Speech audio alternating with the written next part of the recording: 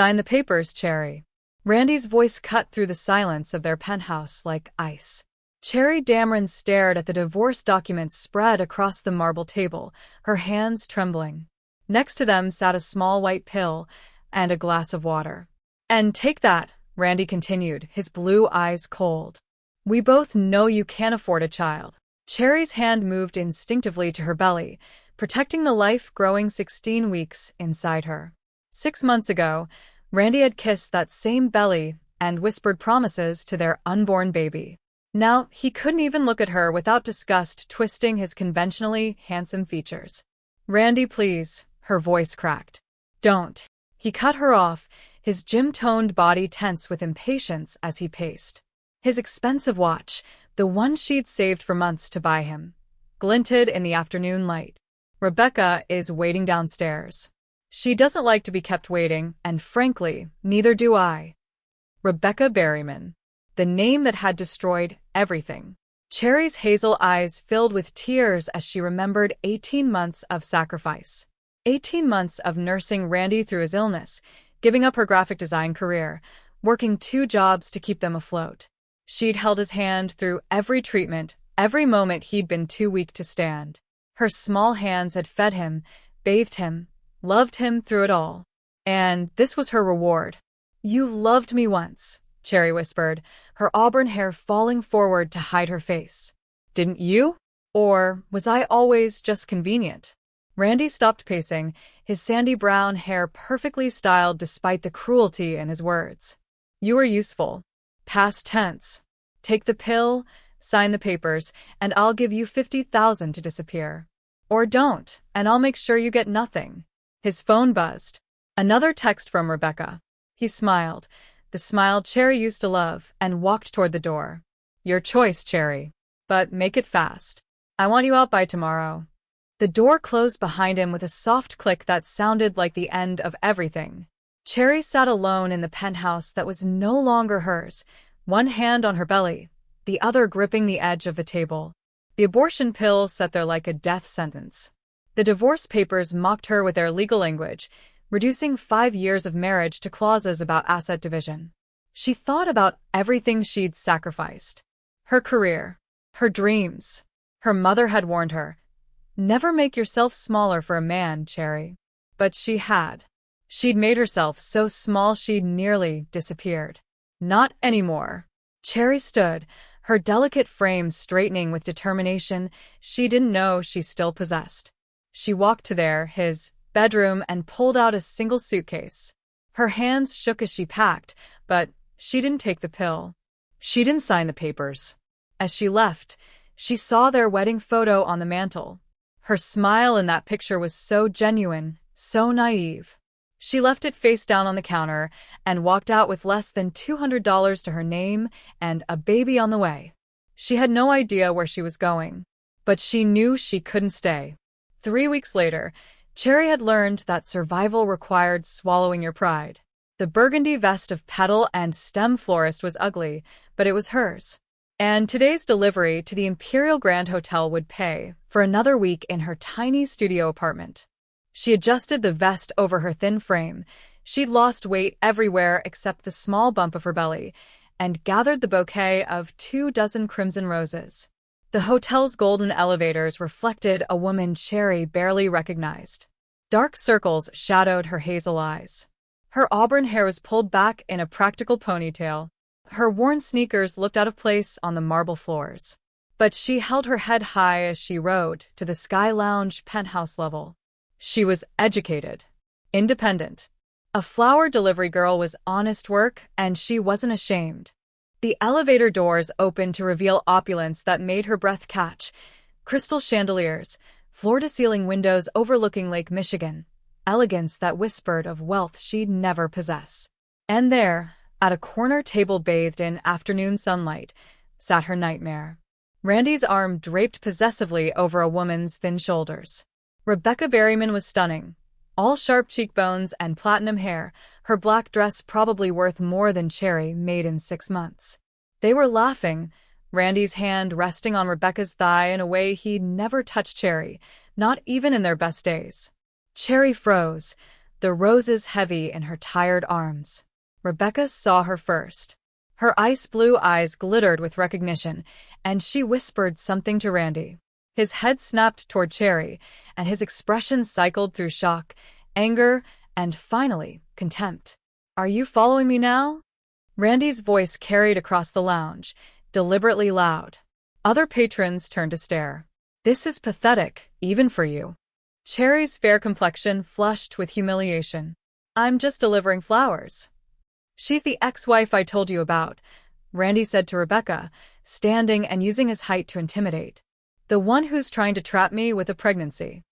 "How desperate," Rebecca cooed, though her eyes promised cruelty. "Randy, darling, should we call security?" Cherry's hands shook so badly the roses rustled. She needed this job. She couldn't afford to make a scene. But before she could retreat, Randy crossed to her, his fingers gripping her arm hard enough to bruise. "You think showing up here will change anything?" His breath smelled of expensive scotch. "You're nothing, Cherry. You were useful when I was sick, and now you're not. Accept it and move on." Saturday tears pricked Cherry's eyes, but she refused to let them fall. "Not here. Not in front of him. Let go of her." The voice was deep, controlled, and carried an authority that made the entire lounge fall silent. Cherry's breath caught as a man rose from a table she hadn't noticed, a corner seat position to observe the entire room. He was imposing in a way that had nothing to do with aggression and everything to do with absolute power. Tall, easily 6'3", with broad shoulders that strained against his charcoal suit. Dark hair silvered at the temples, and eyes the color of steel that could cut or protect depending on his mood. Those eyes were currently fixed on Randy with deadly intent. "This doesn't concern you," Randy said, but his hand released Cherry's arm. The stranger stepped closer, and suddenly the space felt charged with danger. Cherry noticed details her artist's eye couldn't help cataloging: the expensive cut of his suit, the way other patrons gave him a wide berth, the scarred knuckles on his large hands that suggested violence, was familiar territory. "You're causing a disturbance in my hotel," the man said, his voice never rising above conversational level, but somehow more threatening for its calm. "That makes it my concern." "Your hotel?" Randy's confidence faltered. "The Imperial Grand is one of many properties in my portfolio." The man's gaze shifted to Cherry, and something flickered in those steel-gray eyes: recognition, hunger, and something almost tender. "Ma'am, are you all right?" Cherry nodded, not trusting her voice. Her pulse quickened in a way that had nothing to do with fear and everything to do with the intensity of his attention. She felt seen in a way she hadn't felt in years. "She's my ex-wife," Randy interjected, puffing out his chest. "We're handling a private matter." "By assaulting her in public?" The stranger's smile was all teeth and no warmth. "Mr. Furman, I suggest you return to your table. Or better yet, leave entirely." Rebecca appeared at Randy's elbow, her expression calculating. "Mr. Lorenzo, I'm Rebecca Berryman. My family has considerable interests in this city. I'm sure we can resolve this misunderstanding." "I'm not interested in your family's interests, Ms. Berryman." His voice could have frozen hell. "I'm interested in why this man thinks he can terrorize a woman in my establishment." Lorenzo. Even Cherry knew that name. In Chicago, there were certain families you didn't cross. Certain names that carried weight beyond money or politics. The Lorenzos weren't just wealthy. They were untouchable. Randy's face paled. "Look, this is just a misunderstanding." "No misunderstanding." Lorenzo's steel-gray eyes never left Cherry's face. "A coward who bullies his pregnant ex-wife while his mistress watches." "Frankly, Mr. Furman, you disgust me." The words hung in the air like a death sentence. Rebecca grabbed Randy's arm, her Ice Queen composure cracking. "We're leaving." But Lorenzo held up one finger, just one, and everyone froze. "The lady hasn't finished her delivery." His attention returned to Cherry, and the warmth in his gaze made her knees weak. "I believe those roses were for their table?" Cherry found her voice, stronger than she expected despite the rawness in her throat. "Yes, but I can just consider them delivered." Lorenzo took the bouquet from her trembling hands, his large fingers careful not to touch hers, and set it on a nearby table. Now they can leave. Randy and Rebecca retreated like scolded children, but Rebecca's eyes promised this wasn't over. When they were gone, Lorenzo gestured to his corner table. Please sit. You look like you're about to collapse. Cherry knew she should refuse.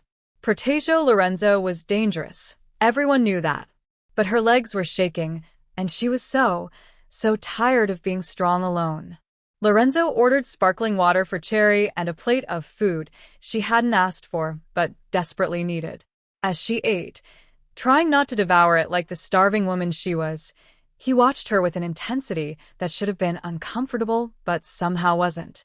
How far along are you? His deep voice held genuine concern. 16 weeks. And Randy wants you to terminate. It wasn't a question. Cherry set down her fork, her hazel eyes meeting his steel-gray gaze. How do you know? Because men like Randy Furman are predictable. Lorenzo leaned forward, and Cherry caught his scent. Expensive cologne, cedar, and something uniquely masculine. They take and take until there's nothing left to take, and then they're surprised when they're called to account. He knew. Somehow, impossibly, he knew everything. Cherry Dameron, he continued, his voice like silk over steel. 27 years old. Graduated with honors from the Art Institute of Chicago. Gave up your career to care for your husband through his illness. He recovered, started an affair with Rebecca Berryman 6 months ago, and has been systematically destroying your life ever since. Cherry's breath caught. You know who I am? I've known who you are for 3 years. Something raw flickered across Lorenzo's strong features. Since the Bancroft Foundation Gala. You were wearing a green dress, and you smiled at the bartender like he'd done you a great kindness by remembering you preferred white wine. 3 years ago. Cherry remembered that gala, one of the few events Randy had taken her to. She'd felt out of place among Chicago's elite, invisible beside Randy's networking. Except someone had seen her. You remember what I wore? Her voice was barely a whisper. I remember everything about that night. Lorenzo's large hand moved across the table, stopping just short of touching hers. I remember thinking Randy Furman was the luckiest man alive. And I remember deciding that if you were happy, that was enough for me. Cherry's heart hammered against her ribs. This couldn't be real. Men like Protasio Lorenzo didn't remember women like her. I don't understand. I'm saying I've been in love with you. For 3 years, Cherry. His steel-gray eyes burned into hers with an intensity that stole her breath. And I've watched from a distance while that bastard destroyed everything beautiful about you. I can protect you. I can make sure Randy and Rebecca never hurt you again. I can give you and your child a life where you'll never have to worry about money or safety or being alone. But, Cherry whispered because there was always a but. But only if you let me. Completely. Lorenzo's voice was raw with need. I don't do half measures, Cherry. If you agree to my protection, you agree to be mine. Not as a kept woman or a possession, but as my partner. My equal. My everything. Cherry stared at this impossible man offering an impossible solution. Everything about this was insane. They'd spoken for less than an hour. She knew his reputation. Protasio Lorenzo was feared across Chicago, a man who'd built an empire through means she probably didn't want to understand. But she also knew her alternatives. Randy would drag her through a vicious divorce. He'd use every resource Rebecca's family could provide to destroy her. She'd lose her baby, her dignity, everything she had left. And Protasio Lorenzo was offering her a way out. I don't love you, Cherry said honestly. I barely know you. I know. Lorenzo's smile was sad but genuine. But I love you enough for both of us right now. The rest, we'll figure out together. What would this mean? Practically, you'd move into my home tonight. I'd handle Randy's harassment. Legally, I have excellent attorneys. I'd ensure you and your child have everything you need. And I'd court you properly, the way I should have 3 years ago if I hadn't been a coward about my feelings. Cherry looked down at her hands, rough from work, nails broken, wedding ring long since pawned. Then she looked at Protasio Lorenzo, This impossible man with steel-gray eyes and scarred knuckles that promised he could hurt or protect depending on what she needed. "If I say yes," she said slowly, "I need you to understand something. This baby is mine. Not Randy's anymore." Mine. "Any decisions about this child, I make them." "Agreed. And if I ever want to leave, you let me go. No matter how you feel, no matter what's happening between us." Something painful crossed Lorenzo's face, but he nodded. "You'll always have your freedom, Cherry. I'm offering you safety, not a prison." Cherry took a shaky breath. She was probably making the worst decision of her life. Or maybe, just maybe, she was making the first good decision she'd made in years. "Okay," she whispered. "Okay, Protasio Lorenzo. I'll let you protect me." His hand finally closed over hers, large, warm, careful despite the strength she could feel in his grip. "Then let me show you," he said, standing and helping her to her feet. "Welcome to my world, Cherry Dameron." The penthouse occupied the entire top floor of Meridian Tower and required biometric access Cherry didn't have. Lorenzo's thumb on the elevator panel, and they ascended in charged silence. Cherry was hyper-aware of him beside her, his height, his powerful build, the controlled energy that radiated from him like heat. When the doors opened, she gasped. Floor-to-ceiling windows showcased Lake Michigan stretching to the horizon. Original artwork hung on walls that probably cost more than her entire life savings. But it wasn't cold or impersonal. Books in Italian sat on tables. A well-worn leather chair faced the windows. Photographs of family lined a shelf. Someone lived here. Really lived here. "Make yourself at home," Lorenzo said, shrugging out of his jacket. The simple gesture revealed the powerful muscles of his back through his shirt, and Cherry forced herself to look away. What was wrong with her? She was pregnant, homeless, and accepting help from a virtual stranger. This was not the time for attraction. But her body didn't care about timing. It responded to Lorenzo's presence like a flower to sunlight, opening, warming, reaching towards something she'd been starved of for so long. Safety. Protection. Being truly seen. Vincent arrived within the hour, Lorenzo's second-in-command, built like a tank with a scarred face that suggested a violent history. But he nodded respectfully to Cherry. "Vincent handles my business affairs," Lorenzo explained. "He'll need your information to arrange security." Cherry watched as Lorenzo conducted business, phone calls in rapid Italian, his deep voice issuing commands that made grown men jump to obey. He paced like a caged predator, all controlled power and deadly grace. This was Protasio Lorenzo, not the gentleman who'd saved her. This was Chicago's most dangerous crime boss, and she'd just agreed to live with him. When Vincent left, Cherry found her courage. Do you hurt people?" Lorenzo set down his phone, those steel-gray eyes meeting hers with brutal honesty. "When necessary. To protect what's mine, to maintain order, to enforce consequences." "Have you killed anyone?" Long pause. "Yes." The word hung between them. Cherry should run. She should call someone, anyone, and get out of here. But she didn't. "I need you to understand something about me," Lorenzo said, moving closer. "About my life. I didn't choose this world, but I've made it mine. I run it with honor. There are lines I won't cross. I don't harm innocents. I don't traffic in certain evils. I protect my people with everything I have." He stopped in front of her, close enough that she had to tilt her head back to meet his eyes. "I'm not a good man, Cherry.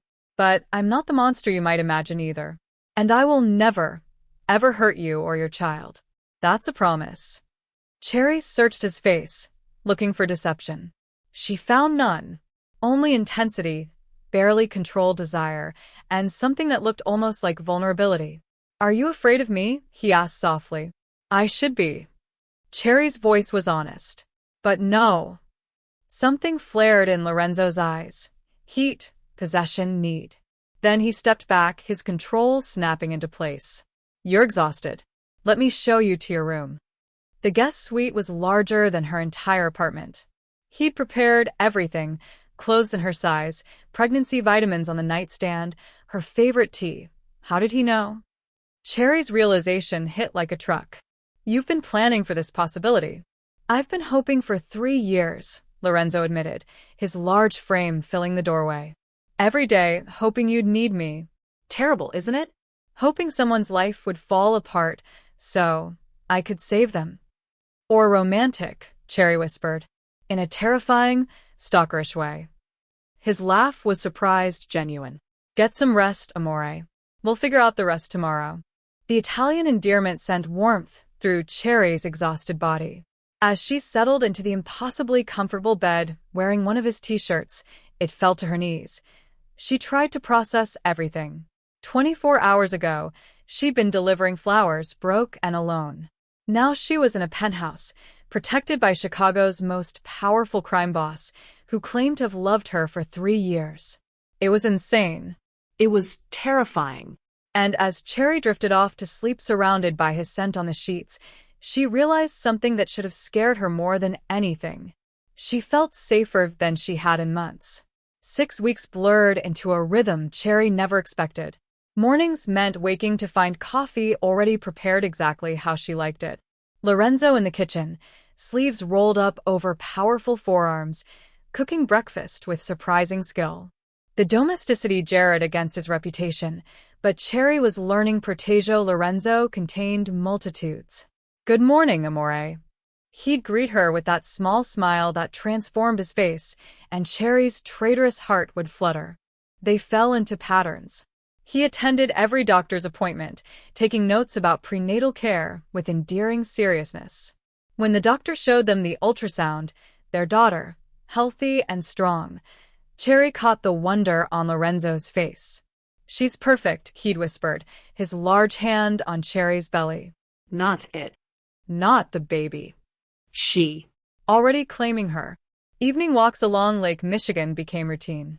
Lorenzo's suit jacket draped over Cherry's shoulders, smelling of cedar and safety.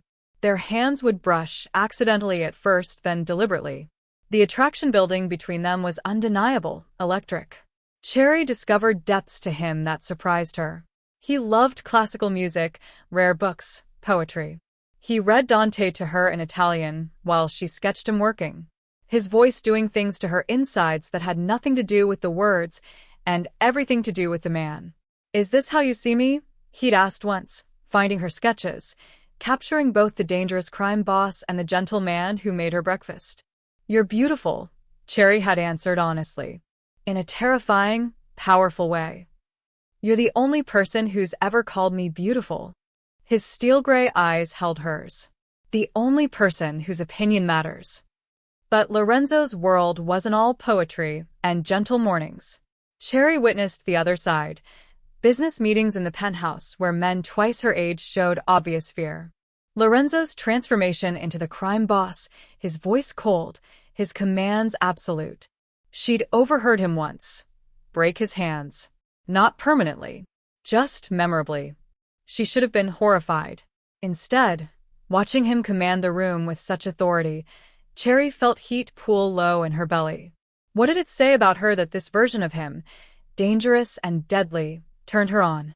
Afterward, alone in his study, Lorenzo had caught her watching him. This is who I am, he'd said, his jaw tight. I need you to understand that. Cherry had crossed to him, 7 months pregnant and tired of pretending. I understand perfectly. And I'm not afraid. You should be. Too late. She'd placed his large hand on her belly where their daughter kicked. We're already yours. The baby had kicked against his palm, and the raw emotion on Lorenzo's face stole Cherry's breath. This man, feared across Chicago, brought to his knees by a baby's kick and a woman's acceptance. The charity gala invitation arrived in week 5. Come with me, Lorenzo had said. Let Chicago see your mine. Cherry wore a custom maternity gown in emerald green, the color from 3 years ago. When she emerged from her room, Lorenzo's reaction was everything. You're stunning. His voice rough, with barely controlled desire. Perfetta. At the gala, his hand stayed possessive at her waist. Other women watched with envy. Men with curiosity and calculation. Lorenzo made it clear without words, Cherry Dameron belonged to him. On the terrace, alone under Chicago's glittering skyline, The tension finally broke. "Do you know what you do to me?" Lorenzo's voice was raw. "Tell me," Cherry whispered. "I think about you every moment. How you look in morning light. How you bite your lip when you're concentrating. How you taste." His steel-gray eyes burned into hers. "How you'd feel in my arms, under my hands." He cut himself off. "I'm sorry. You're pregnant, vulnerable. I promise to protect you, not seduce you." Cherry stepped into his space, her small hand on his jaw. "What if I want to be seduced?" The air between them crackled with electricity. Lorenzo's restraint hung by a thread, and Cherry wanted nothing more than to snap it. But his phone rang. Emergency, business crisis, and the moment shattered. "This conversation isn't over," he'd promised, his eyes dark with hunger. Cherry had touched her lips, imagining his kiss. "I'm counting on it." The legal documents arrived on a Tuesday, Randy filing for custody, using Lorenzo's reputation against Cherry. Living with a known criminal. Endangering the child. Unfit mother. Cherry's panic attack was immediate and visceral. Lorenzo found her hyperventilating in her room, the papers scattered around her. Without a word, he gathered her into his arms, his large frame enveloping her small one, his deep voice grounding her. "Breathe with me, amore. In. Out. You're safe. I've got you." His heartbeat under her ear, steady and strong. His hand stroking her hair. The warmth of his body, surrounding her. Cherry clung to him, her fingers fisting in his shirt. "He can't take her," she gasped. "I can't lose her." "You won't." Lorenzo's voice was absolute. "I promise you, Cherry. He will never touch you or our daughter." "Our daughter. Not your daughter." Ours. The emergency meeting happened in Lorenzo's study, his lieutenants, his lawyers, Vincent coordinating security. Cherry witnessed his transformation into the crime boss Chicago feared. Commands issued in English and Italian. Strategy discussed, legal and otherwise. His cold analysis of Rebecca Berryman. Old money, political connections, but everyone has vulnerabilities. Find them. But then his eyes would find Cherry across the room, and they'd warm. The deadly predator becoming something softer, if only for her. Late that night, Cherry couldn't sleep. She found Lorenzo at his desk at 2 a.m., still working, tie discarded, shirt unbuttoned at his throat. The exhaustion was evident even on him. "Come to bed," she said softly. His head snapped up. "I have the guest room ready. I meant with me." Cherry's courage surprised her. "I don't want to be alone tonight." The charged silence stretched between them. "Cherry, what are you asking for?" "I don't know. Just hold me. Please." Lorenzo hesitated at her bedroom threshold, but Cherry took his hand, leading him to the bed. They lay down fully clothed, his large body behind hers, his arm carefully around her, his hand on her belly where their daughter kicked. "Do you really want this?" she whispered into the darkness. "Me, the baby, all of it? More than I've ever wanted anything." His voice was rough against her ear. "Even though she's not yours?" His arm tightened. "Is mine. From the moment you said yes to my protection, she became mine. Blood doesn't make family, Cherry. Love does. And I love both of you more than my own life." Cherry turned in his arms, their faces inches apart in the dim light. "I think I'm falling in love with you too. And it terrifies me." Lorenzo's restraint was visible, the tension in his jaw, the hunger in his eyes, the control hanging by a thread. "You're pregnant. Vulnerable. I won't take advantage." Cherry's hand covered his mouth. "Stop deciding what I can handle. I'm choosing this. I'm choosing you." The moment hung suspended, then Lorenzo's control snapped. His mouth captured hers with a hunger that stole her breath. Not gentle, not tentative, desperate, claiming, months of tension releasing in a single kiss. His large hand cradled her face, the other at her waist, careful of her belly, but possessive. Cherry kissed him back with equal fervor, her fingers threading through his dark hair, pulling him closer. He tasted like coffee and promises, and when he deepened the kiss, Cherry felt herself melting against him. He pulled back just enough to breathe, his forehead against hers. When I make love to you properly, his voice was rough, it won't be because you're scared.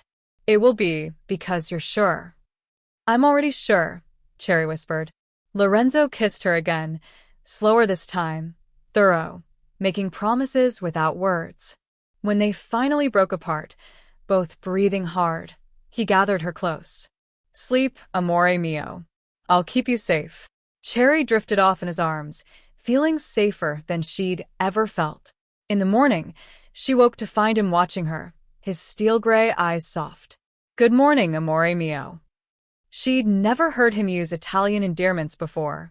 She wanted to hear it for the rest of her life. The charity gala was Chicago's social event of the season, the grand ballroom filled with crystal chandeliers, marble floors, and elite dressed to impress. Cherry wore a stunning blue dress that showed her 8-month pregnant curves. Her auburn hair was styled elegantly, and despite her nervousness, she looked radiant. Lorenzo stood beside her in a burgundy suit that emphasized his powerful build. His steel-gray eyes constantly scanned the room. He knew something was coming. Cherry was presenting flowers as part of the charity auction, a symbolic moment given how they'd met. The bouquet of red roses and white lilies was beautiful, expensive, significant. Lorenzo's hand stayed at her waist, claiming her publicly. Chicago society watched, some supportive, some judgmental, all curious. Then Randy arrived, drunk, disheveled, his blue suit rumpled, and eyes wild. Security moved to intercept, but he was already shouting, "That's my wife. My baby." The ballroom fell silent. Cherry froze, old trauma surfacing. Lorenzo immediately moved between them, his body a shield. "She's lying about everything." Randy's voice carried across the room. The abuse, everything. All lies to get his money. Rebecca appeared from the crowd, playing her part perfectly. Cherry seduced Lorenzo for his money. "She's a gold digger who's trying to steal my Randy's child." The crowd gasped. Phones appeared, recording everything. Cherry's hand moved to her belly, feeling the baby's agitated movements. "You need to leave. Now." Lorenzo's voice was deadly calm. "Or what?" Randy pushed forward, alcohol fueling his rage. "You'll have me killed like you've killed others?" He lunged at Cherry. Everything happened fast. Lorenzo intercepted, and the two men grappled, Randy swinging wildly, Lorenzo controlled but lethal. Security rushed in. The elegant gala erupted into chaos. In the confusion, Cherry stumbled backward. Her heel caught on her dress. Time seemed to slow as she fell, her hand reaching out for something to catch herself. She hit the marble floor hard. The bouquet of roses and lilies scattered beside her, red and white against cold stone. Cherry cried out, clutching her belly. Everything stopped. "Cherry!" Lorenzo's roar echoed through the ballroom. He dropped Randy immediately, the man forgotten, meaningless. On his knees beside her in seconds, his large hands careful despite his panic. "Amore mio, where does it hurt? The baby?" His face was transformed, fear naked on his features. This powerful, dangerous man terrified in this moment. Randy crawled forward, reaching for Cherry. Lorenzo's hand shot out, gripping Randy by the throat, lifting him partially off the ground. "If she loses this baby because of you," Lorenzo's voice was barely human, "I will end you. Not quickly, not cleanly. You will beg for death, and I won't grant it." Cherry's hand on Lorenzo's arm stopped him. "Don't. He's not worth it." She turned to the crowd, to the cameras recording everything. "This man tried to force me to abort my child. He hit me, isolated me, destroyed me. And when I escaped, he couldn't stand that I found someone who actually loves me." Then her water broke. Cherry gasped. "The baby's coming." Lorenzo's transformation was immediate, from violence to protection. He scooped Cherry into his arms, cradling her against his chest. "Get my car. Call Dr. Morrison. Clear the route." His commands barked out with military precision. His men moved instantly. Randy was left crumpled on the floor, defeated, destroyed, irrelevant. Rebecca's plan had backfired spectacularly, the sympathy entirely with Cherry. Lorenzo carried Cherry out, her arms around his neck, face pressed against his chest. The crowd parted, seeing his devotion, her trust. "I'm scared," she whispered. "I've got you. I'll always have you." The cameras captured everything, this moment of vulnerability, of love. And Chicago saw what Cherry had known for weeks. Protasio Lorenzo would burn the world for her. The delivery room was controlled chaos. Cherry in a hospital gown, gripping Lorenzo's hand hard enough to hurt. Him still in his burgundy suit, jacket discarded, sleeves rolled up, looking terrified despite his usual control. "You're doing beautifully," he murmured, his free hand stroking her damp hair. "So strong, amore. So brave." Hours blurred together. Cherry's pain, Lorenzo's steady presence, doctors checking vitals. The baby's heartbeat stayed strong despite the fall. "I can't." Cherry sobbed through another contraction. "You can." Lorenzo's steel-gray eyes anchored her. "Look at me. Breathe with me. You're the strongest woman I know." Outside, Vincent and Marco paced like expectant uncles. Police took statements about the ballroom incident. Randy was arrested, assault, harassment, violating restraining orders. Rebecca faced conspiracy charges. But inside the delivery room, none of that mattered. "One more push," the doctor encouraged. Cherry screamed, squeezing Lorenzo's hand, and then a baby's cry filled the room. "It's a girl," the doctor announced. "Perfectly healthy." Lorenzo's face crumpled. Tears streamed down his cheeks without shame as the baby was placed on Cherry's chest, tiny, red-faced, beautiful. "She's okay?" Cherry sobbed. "She's really okay?" "She's perfect," Lorenzo whispered, his large hand touching their daughter's tiny head. "You're both perfect." They cleaned the baby, and Lorenzo cut the umbilical cord, symbolic of his claim. When she was wrapped in blankets and placed in his arms, the contrast was striking, his scarred knuckles cradling newborn softness. Cherry watched him transform before her eyes, dangerous mafia boss becoming protective father. "Lucia," she whispered. "Her name is Lucia Lorenzo." His head snapped up. "Lorenzo." "She's yours," Cherry said fiercely. "In every way that matters, she's yours." Lorenzo kissed her forehead, then Lucia's. "My girls, both of you, forever." Recovery was a blur of exhaustion and overwhelming love. Cherry held Lucia while Lorenzo sat beside her bed, refusing to leave despite doctors' suggestions. "I've never been so terrified," he confessed. "Watching you in pain, not being able to help." Cherry's soft laugh interrupted him. "Welcome to parenthood. It's all terror and love from here." Lucia's tiny hand gripped Lorenzo's finger, and his wonder was evident. "She knows I'm hers." "She knows you're hers," Cherry corrected. Vincent arrived with news. Randy in custody, facing multiple charges. The gala video had gone viral, clear evidence of his attack, his instability. Rebecca's conspiracy exposed, her family distancing themselves. The custody case automatically dismissed. "It's over," Cherry breathed. Lorenzo's satisfaction was quiet but absolute. To Vincent, "Make sure Randy understands. If he ever comes near my family again, the police will be the least of his problems." Family arrived throughout the day. Cherry's mother, initially skeptical of Lorenzo, melted watching him with Lucia.